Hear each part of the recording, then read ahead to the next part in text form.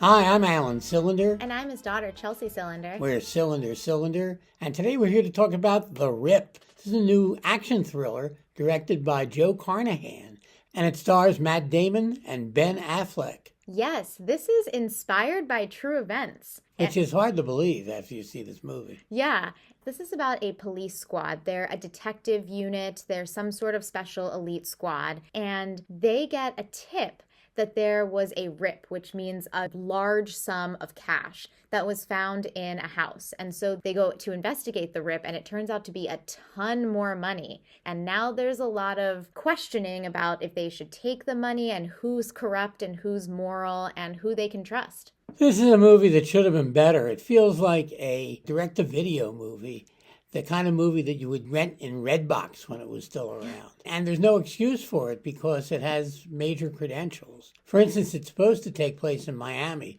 but there's very little Miami location work. So there's really no sense of time and place in this. And it also wastes a pretty good supporting cast, which includes the likes of Stephen Yeun, Kyle Chandler, Sasha Calle, who's actually very good, Catalina Sandino Moreno, and Teyana Taylor. Yeah, I agree. I thought this was a little bit disappointing, mostly because pretty much what you said. I thought it had a lot of potential and it could have been really riveting, and it just wasn't great. It's not boring. It's not actually. And one thing that was interesting about it is that I thought it moved really well. I've never been a big fan of Joe Carnahan's directing skills, and there's a lot of action in this film that's sometimes hard to keep track of. It makes you long for an old-time director like Don Siegel, who would have been able to do this film by rote, actually. And there's also some sequences in it that reek of computers, like a car chase. As a star vehicle for Matt Damon and Ben Affleck, it's also quite disappointing because they just kind of go through the motions and don't really do much of anything.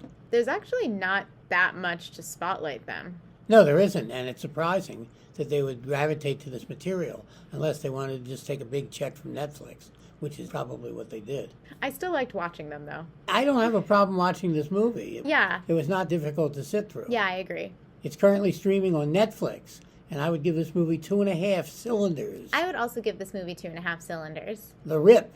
This is Alan Cylinder And Chelsea Cylinder. saying, see you at the movies. Bye.